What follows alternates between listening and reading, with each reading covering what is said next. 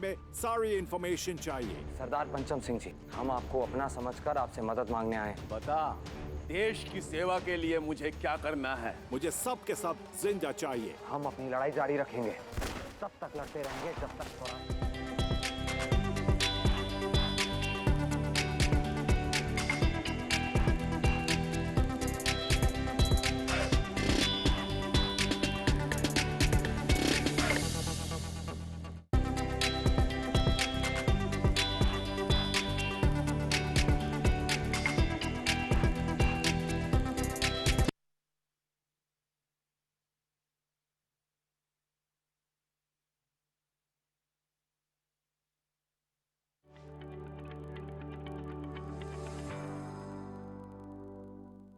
मेरे प्यारे देशवासियों, नमस्कार।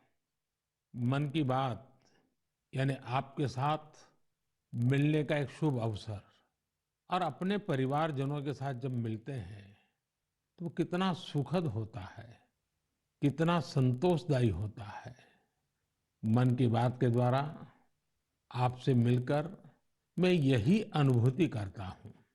और आज तो हमारी साझा यात्रा का ये 108वां एपिसोड है।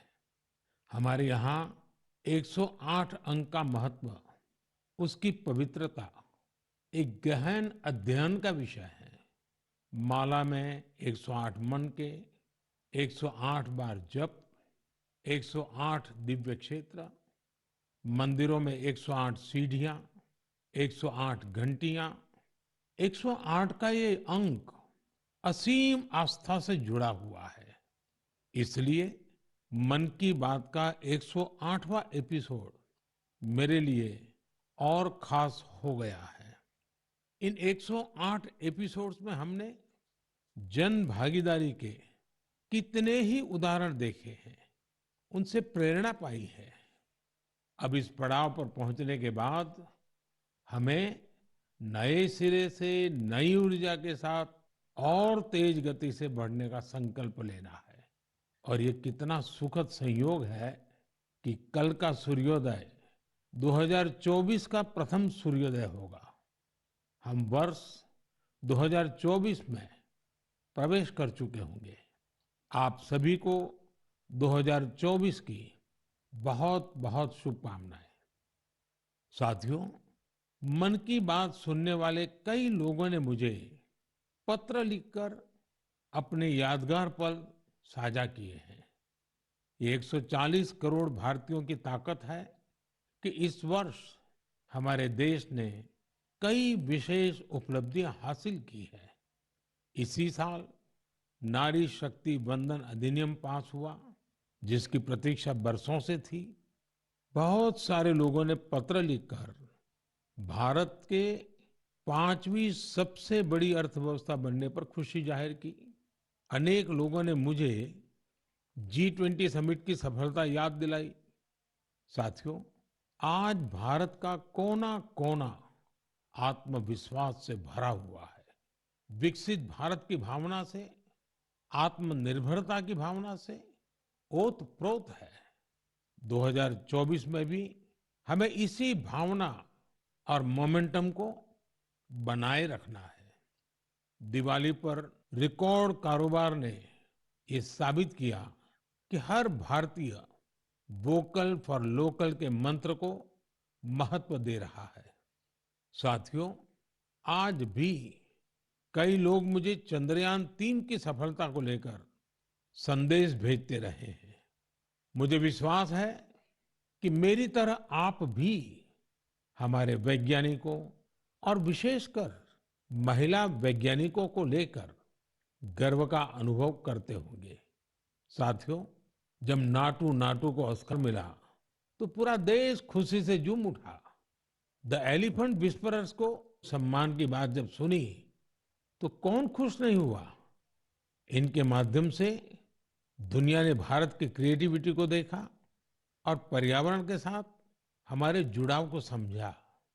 इस साल स्पोर्ट्स में भी हमारे एथलीटों ने जबरदस्त प्रदर्शन किया। एशियन गेम्स में हमारे खिलाड़ियों ने 107 और एशियन पैरा गेम्स में 111 मेडल जीते। क्रिकेट वर्ल्ड कप में भारतीय खिलाड़ियों ने अपने प्रदर्शन से सबका दिल जीत लिया।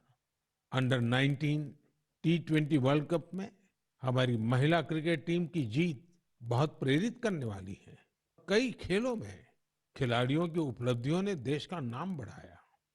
अब 2024 में पेरिस ओलंपिक का आयोजन होगा, जिसके लिए पूरा देश अपने खिलाड़ियों का हौसला बढ़ा रहा है। साथियों, जब भी हमने मिलकर प्रयास किया, हमारे देश की विकास यात्रा पर बहुत सकारात्मक प्रभाव हुआ। हमने आजादी का अमृत महोत्सव और मेरी माटी मेरा देश ऐसे सफल अभियान का अनुभव किया। इसमें करोड़ों लोगों की भागीदारी के हम सब साक्षी हैं।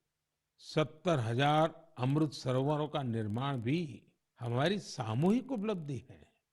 साथियों, मेरा ये विश्वास रहा है कि जो देश इनोवेशन को महत्व नहीं देता, उसका विकास रुक जाता है। भारत का इनोवेशन हब बनना इस बात का प्रतीक है कि हम रुकने वाले नहीं हैं। 2015 में हम ग्लोबल इनोवेशन इंडेक्स में 81वें रैंक पर थे।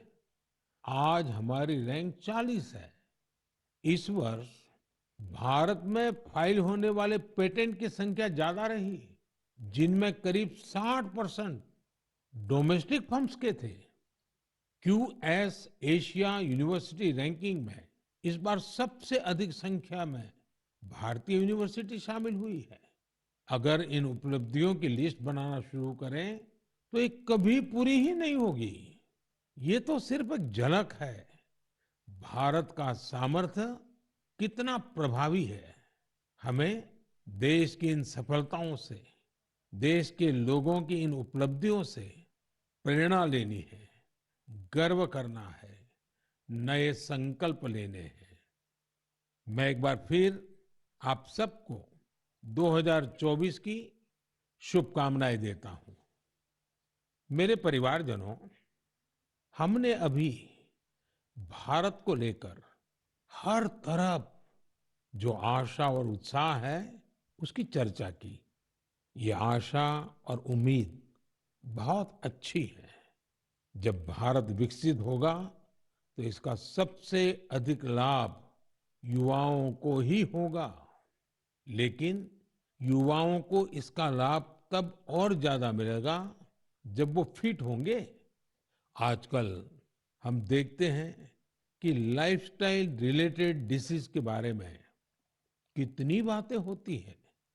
ये हम सभी के लिए, खासकर युवाओं के लिए ज्यादा चिंता की बात है। इस मन की बात के लिए मैंने आप सभी से फिट इंडिया से जुड़े इनपुट भेजने का आग्रह किया था। आप लोगों ने जो रिस्पांस दिया, उसने मुझे उत्साह से भर दिया है। नमो ऐप पर बड़ी संख्या में मुझे स्टार्टअप्स ने भी अपने सुझाव भेजे हैं। उन्होंने अपने कई तरह के अनूठे प्रयासों की चर्चा की है। साथियों, भारत के प्रयास से 2023 को इंटरनेशनल ईयर ऑफ मिलेट्स के रूप में मनाया गया। इससे इस क्षेत्र में काम करने वाले स्टार्टअप्स को बहुत सारे अवसर मिले। इनमें लखनऊ से शुरू हुए किरोज फूड्स, प्रयागराज के ग्रैंडमा मिलेट्स और न्यूट्रास्यूटिकल रिच ऑर्गेनिक इंडिया जैसे कई स्टार्टअप शामिल हैं। एल्पिनो हेल्थ फूड्स, अबोरियल और किरोज फूड से जुड़े युवा हेल्दी फूड के ऑप्शंस को लेकर नए नए इनोवेशन भी कर रहे हैं। बेंगलुरु के अनबॉक्स हेल्थ से जुड़े युवाओं ने ये भी बताया है कि कैसे वे लोगों को उनकी पसंदीदा डाइट चुनने में मदद कर रहे हैं। फिजिकल हेल्थ को लेकर दिलचस्पी जिस तरह से बढ़ रही है, उससे इस क्षेत्र से जुड़े कोचिज और ट्रेनर्स की डिमांड भी बढ़ रही है। जोगो टेक्नोलॉजी जैसे स्टार्टअप्स इस मांग को पूरा करने में मदद कर रहे हैं। साथियों, आज फिजिकल हेल्थ और वेलबींग की चर्चा तो खूब होती है, लेकिन इससे जुड़ा एक और बड़ा पहलू है मेंटल हेल्थ का। मुझे यह जानकर बहुत खुशी हुई है कि मुंबई के इन्फी हिल और योर दोस्त जैसे स्टार्टअप्स मेंटल हेल्थ और वेलबींग को इम्प्रूव करने के लिए काम कर रहे हैं। इतना ही नहीं, आज इसके लिए आर्टिफिशियल इंटेलिजेंस जैसी टेक्नोलॉजी का इस्तेमाल भी किया जा रहा है। साथियों, मैं यहाँ कुछ ही स्टार्टअप्स का नाम ले सकता हूँ, क्योंकि लिस्ट बहुत लंबी है। मैं आप सभी से आग्रह करूंगा कि फिट इंडिया के सपने को साकार करने की दिशा में इनोवेटिव हेल्थ केयर स्टार्टअप्स के बारे में मुझे जरूर लिखते रहें। मैं आपके साथ फिजिकल और मेंटल हेल्थ के बारे में बात करने वाले जाने माने लोगों के अनुभव भी साझा करना चाहता हूँ। ये पहला मैसेज सदगुरु जग्गी वासुदेव जी का है। ये फिटनेस, विशेष रूप से फिटनेस ऑफ द माइंड यानी मानसिक स्वास्थ्य को लेकर अपने विचार साझा करेंगे। इस मन की बात में मन के स्वास्थ्य पर बात करना हमारा सौभाग्य है। Mental illnesses and how we keep our neurological system are very directly related. How alert, static-free and disturbance-free we keep our neurological system will decide how pleasant we feel within ourselves. What we call as peace, love, joy, blissfulness, agony, depression, ecstasy, all have a chemical and neurological basis. Pharmacology is essentially trying to fix the chemical imbalance within the body by adding chemicals from outside. Mental illnesses are being managed this way. But we must realize that taking chemicals from outside in the form of medications is necessary when one is in extreme situation. Working for an internal mental health situation or working for an equanimous chemistry within ourselves, a chemistry of peacefulness, joyfulness, blissfulness, is something that has to be brought into every individual's life, into the cultural life of a society and the nations around the world and the entire humanity. It's very important we understand our mental health, our sanity is a fragile privilege. We must protect it, we must nurture it. For this, there are many levels of practices in the yogic system. Completely internalized processes that people can do as simple practices with which they can bring certain equanimity to their chemistry and certain calmness to their neurological system. The technologies of inner well-being is what we call as the yogic sciences. Let's make it happen. सामान्य तौर पर सदगुरु जी ऐसे ही बेहतरीन तरीके से अपनी बातों को सामने रखने के लिए जाने जाते हैं। आइए अब हम जानी मानी क्रिकेट खिलाड़ी हरमनप्रीत कौर जी को सुनते हैं। नमस्कार, मैं अपने देशवासियों को मन की बात के माध्यम से कुछ कहना चाहती हूँ। माननीय प्रधानमंत्री श्री नरेंद्र मोदी जी के फिट इंडिया की पहल मुझे अपने फिटनेस मंत्र आप सभी के साथ शेयर करने के लिए प्रोत्साहित किया है। आप सभी को मेरा पहला सजेशन यही है, one can not out train a bad diet. इसका अर्थ ये है, आप कब खाते हो और क्या खाते हो, इसके बारे में आपको बहुत सावधान रहना होगा। हाल ही में माननीय प्रधानमंत्री मोदी जी ने सभी को बाजरा खाने के लिए इनकरेज किया है, जो कि इम्यूनिटी बढ़ाता है और टिकाऊ खेती करने में सहायता करता है और पचाने में भी आसान है। रेगुलर एक्सरसाइज और 7 घंटे की पूरी नींद बॉडी के लिए बहुत ज़रूरी है और फिट रहने के लिए मदद करती है। इसके लिए बहुत डिसिप्लिन एंड कंसिस्टेंसी की ज़रूरत होगी। जब आपको इसका रिजल्ट मिलने लग जाएगा तो आप डेली खुद ही एक्सरसाइज करना स्टार्ट कर दोगे। मुझे आप सबसे बात करने और अपना फिटनेस मंत्र शेयर करने का अवसर देने के लिए माननीय प्रधानमंत्री जी का बहुत धन्यवाद। हरमनप्रीत जी जैसी प्रतिभाशाली खिलाड़ी की बातें निश्चित रूप से आप सभी को प्रेरित करेगी। आइए ग्रैंड मास्टर विश्वनाथन आनंद जी को सुने। हम सभी जानते हैं कि उनके खेल शतरंज के लिए मेंटल फिटनेस का कितना महत्व है। Namaste. I'm Vishwanathan Anand. You have seen me play chess, and very often I'm asked, what is your fitness routine? Now, chess requires a lot of focus and patience. So I do the following which keeps me fit and agile. I do yoga 2 times a week. I do cardio 2 times a week. And 2 times a week, I focus on flexibility, stretching, weight training, and I tend to take 1 day off per week. All of these are very important for chess. You need to have the stamina to last 6 or 7 hours of intense mental effort, but you also need to be flexible to be able to sit comfortably, and the ability to regulate your breath to calm down is helpful when you want to focus on some problem, which is usually a chess game. My fitness tip to all Man Ki Baat listeners would be to keep calm and focus on the task at hand. The best fitness tip, for me, absolutely the most important fitness tip, is to get a good night's sleep. Do not start sleeping for 4 and 5 hours a night. I think 7 or 8 is an absolute minimum. So we should try as hard as possible to get a good night's sleep, because that is when the next day you're able to get through the day in calm fashion. You don't make impulsive decisions. You're in control of your emotions. For me, sleep is the most important fitness tip. आइए अब अक्षय कुमार जी को सुनते हैं। नमस्कार, मैं हूं अक्षय कुमार। सबसे पहले तो मैं हमारे आदरणीय प्रधानमंत्री जी का बहुत शुक्रिया करता हूं कि उनके मन की बात में मुझे भी अपने मन की बात आपको कह पाने का एक छोटा सा मौका मिला। आप लोग जानते हैं कि मैं फिटनेस के लिए जितना पैशनेट हूं, उससे भी कई ज्यादा पैशनेट हूं नेचुरल तरीके से फिट रहने के लिए।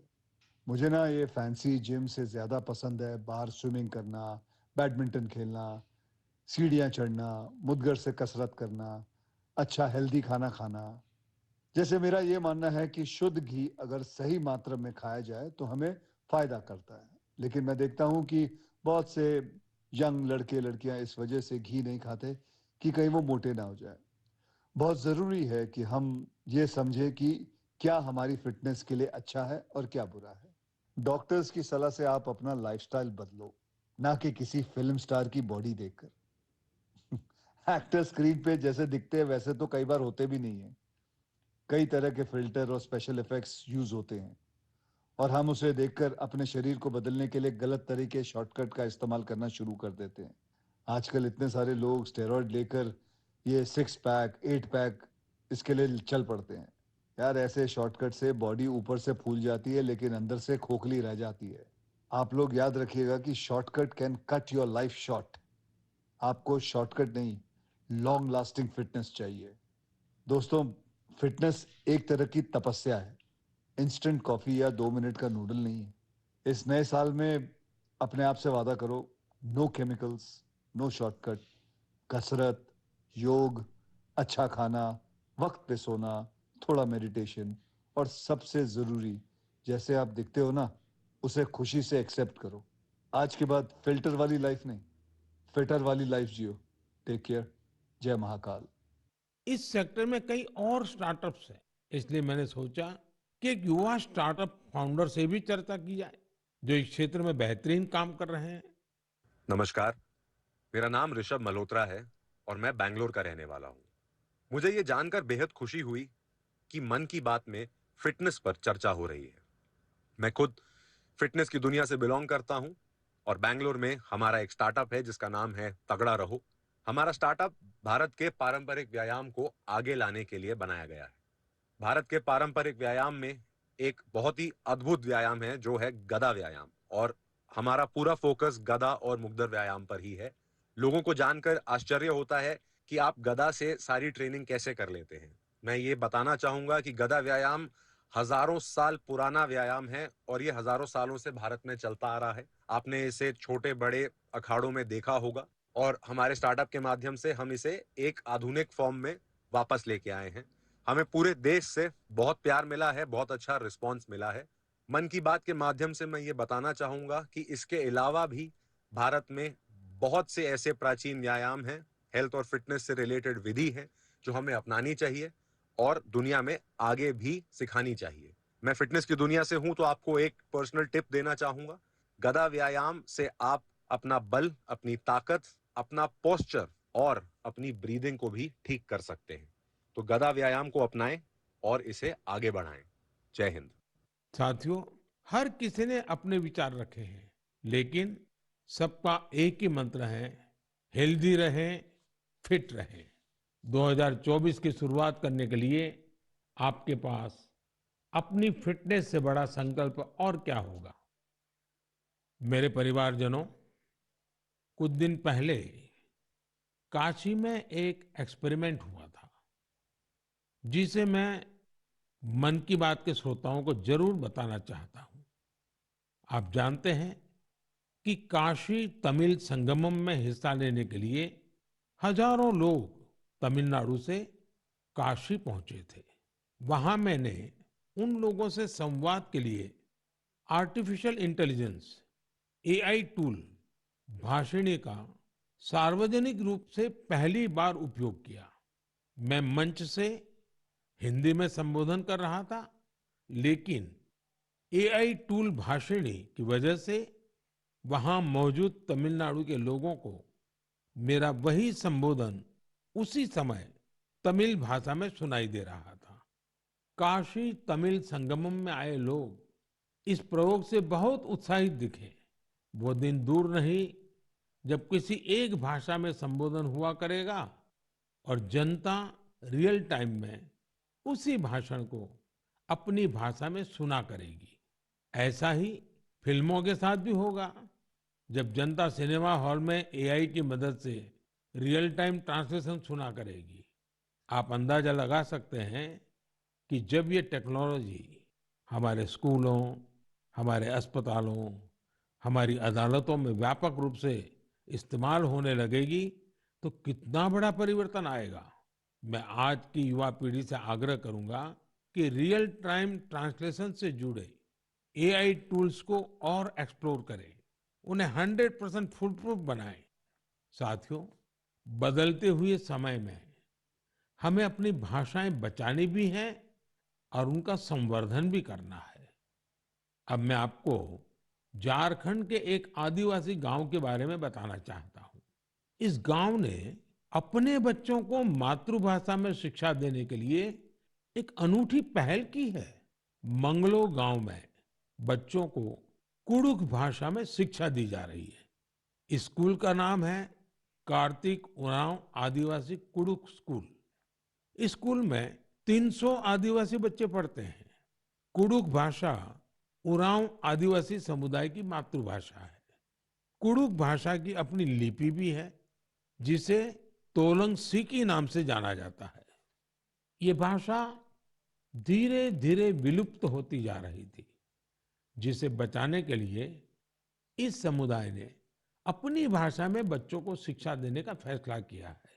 इस स्कूल को शुरू करने वाले अरविंद उरांव कहते हैं कि आदिवासी बच्चों को अंग्रेजी भाषा में दिक्कत आती थी, इसलिए उन्होंने गांव के बच्चों को अपनी मातृभाषा में पढ़ाना शुरू कर दिया। उनके इस प्रयास से बेहतर परिणाम मिलने लगे तो गांव वाले भी उनके साथ जुड़ गए। अपनी भाषा में पढ़ाई की वजह से बच्चों के सीखने की गति भी तेज हो गई है। हमारे देश में कई बच्चे भाषा की मुश्किलों की वजह से पढ़ाई बीच में ही छोड़ देते थे। ऐसी परेशानियों को दूर करने में नई राष्ट्रीय शिक्षा नीति से भी मदद मिल रही है। हमारा प्रयास है कि भाषा किसी भी बच्चे की शिक्षा और प्रगति में बाधा नहीं बननी चाहिए। साथियों, हमारी भारत भूमि को हर कालखंड में देश की विलक्षण बेटियों ने गौरव से भर दिया है। सावित्रीबाई फुले जी और रानी वेलु नाचियार जी देश की ऐसी ही दो विभूतियां हैं। उनका व्यक्तित्व ऐसे प्रकाश स्तंभ की तरह है जो हर युग में नारी शक्ति को आगे बढ़ाने का मार्ग दिखाता रहेगा। आज से कुछ ही दिनों बाद 3 जनवरी को हम सभी इन दोनों की जन्म जयंती मनाएंगे। सावित्रीबाई फुले जी का नाम आते ही सबसे पहले शिक्षा और समाज सुधार के क्षेत्र में उनका योगदान हमारे सामने आता है। वे हमेशा महिलाओं और वंचितों की शिक्षा के लिए जोरदार तरीके से आवाज उठाती रही। वे अपने समय से बहुत आगे थी और उन गलत प्रथाओं के विरोध में हमेशा मुखर रही। शिक्षा से समाज के सशक्तिकरण पर उनका गहरा विश्वास था। महात्मा फुले जी के साथ मिलकर उन्होंने बेटियों के लिए कई स्कूल शुरू किए। उनकी कविताएं लोगों में जागरूकता बढ़ाने और आत्मविश्वास भरने वाली होती थी। लोगों से हमेशा उनका यह आग्रह रहा कि वे जरूरत में एक दूसरे की मदद करें और प्रकृति के साथ भी समरसता से रहें। वे कितनी दयालु थी, इसे शब्दों में नहीं समेटा जा सकता। जब महाराष्ट्र में अकाल पड़ा तो सावित्रीबाई और महात्मा फुले ने जरूरतमंदों की मदद के लिए अपने घरों के दरवाजे खोल दिए। सामाजिक न्याय का ऐसा उदाहरण विरले ही देखने को मिलता है। जब वहां प्लेग का भय व्याप्त था तो उन्होंने खुद को लोगों की सेवा में झोंक दिया। इस दौरान वे खुद इस बीमारी की चपेट में आ गई। मानवता को समर्पित उनका जीवन आज भी हम सभी को प्रेरित कर रहा है। साथियों, विदेशी शासन के खिलाफ संघर्ष करने वाली देश की कई महान विभूतियों में से एक नाम रानी वेलु नाचियार का भी है। तमिलनाडु के मेरे भाई बहन आज भी उन्हें वीरा मंगई यानी वीर नारी के नाम से याद करते हैं। अंग्रेजों के खिलाफ रानी वेलु नाचियार जिस बहादुरी से लड़ी और जो पराक्रम दिखाया वो बहुत ही प्रेरित करने वाला है। अंग्रेजों ने शिवगंगा साम्राज्य पर हमले के दौरान उनके पति की हत्या कर दी थी, जो वहां के राजा थे।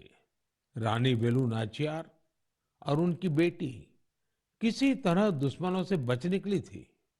वे संगठन बनाने और मरूद ब्रदर्स यानी अपने कमांडरों के साथ सेना तैयार करने में कई सालों तक जुटी रही। उन्होंने पूरी तैयारी के साथ अंग्रेजों के खिलाफ युद्ध शुरू किया और बहुत ही हिम्मत और संकल्प शक्ति के साथ लड़ाई लड़ी। रानी वेलु नाचियार का नाम उन लोगों में शामिल है जिन्होंने अपनी सेना में पहली बार ऑल विमेन ग्रुप बनाया था। मैं इन दोनों वीरांगनाओं को श्रद्धा सुमन अर्पित करता हूं। मेरे परिवारजनों, गुजरात में डायरा की परंपरा है। रात भर हजारों लोग डायरा में शामिल होकर के मनोरंजन के साथ ज्ञान को अर्जित करते हैं। इस डायरा में लोक संगीत, लोक साहित्य और हास्य की त्रिवेणी हर किसी के मन को आनंद से भर देती है। इस डायरा के एक प्रसिद्ध कलाकार हैं भाई जगदीश त्रिवेदी जी। हास्य कलाकार के रूप में भाई जगदीश त्रिवेदी जी ने 30 साल से भी ज्यादा समय से अपना प्रभाव जमा रखा है। हाल ही में भाई जगदीश त्रिवेदी जी का मुझे एक पत्र मिला और साथ में उन्होंने अपनी एक किताब भी भेजी है। किताब का नाम है social audit of social service. एक किताब बड़ी अनूठी है। इसमें हिसाब किताब है। ये किताब एक तरह की बैलेंस शीट है।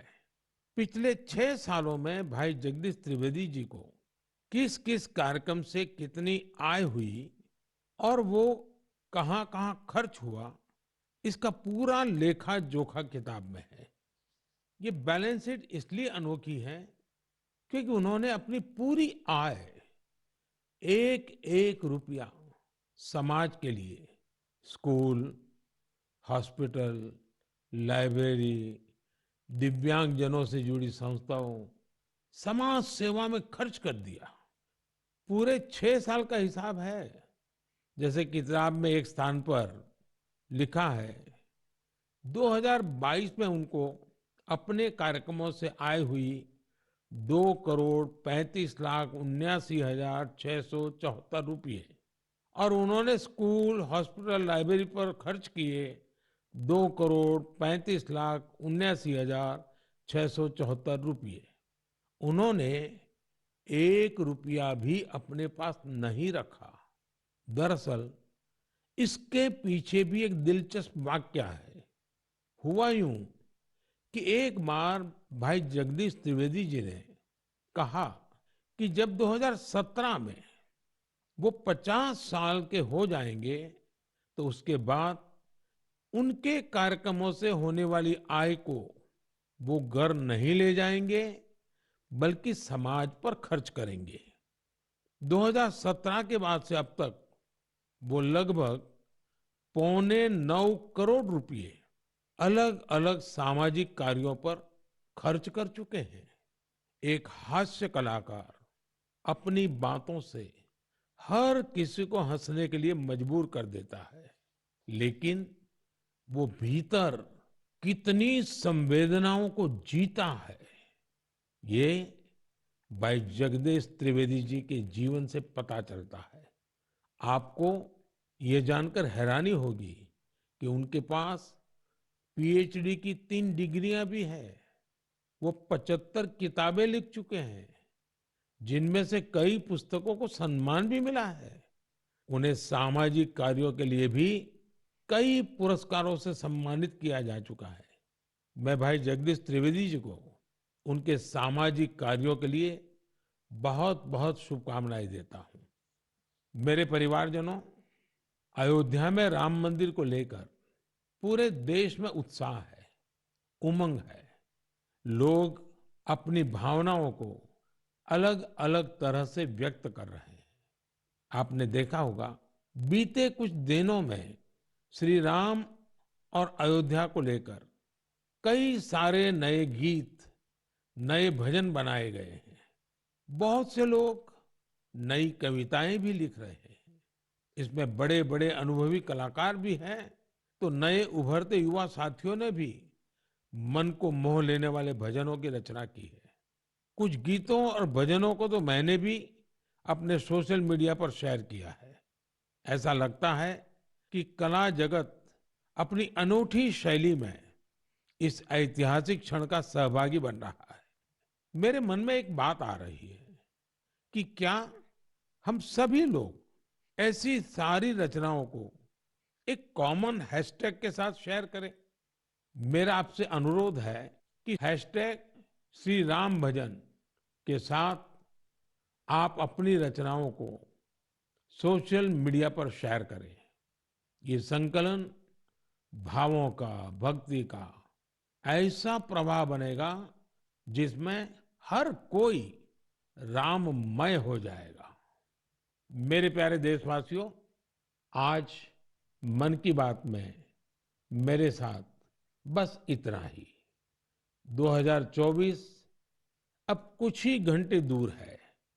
भारत की उपलब्धियां हर भारतवासी की उपलब्धि है। हमें पंच प्राणों का ध्यान रखते हुए भारत के विकास के लिए निरंतर जुटे रहना है। हम कोई भी काम करें, कोई भी फैसला ले, हमारी सबसे पहली कसौटी यही होनी चाहिए कि इससे देश को क्या मिलेगा, इससे देश का क्या लाभ होगा। राष्ट्र प्रथम, नेशन फर्स्ट, इससे बड़ा कोई मंत्र नहीं। इसी मंत्र पर चलते हुए हम भारतीय अपने देश को विकसित बनाएंगे, आत्मनिर्भर बनाएंगे। आप सभी 2024 में सफलताओं की नई ऊंचाई पर पहुंचे। आप सभी स्वस्थ रहें, फिट रहें, खूब आनंद से रहें, मेरी यही प्रार्थना है। 2024 में हम फिर एक बार देश के लोगों की नई उपलब्धियों पर चर्चा करेंगे। बहुत बहुत धन्यवाद।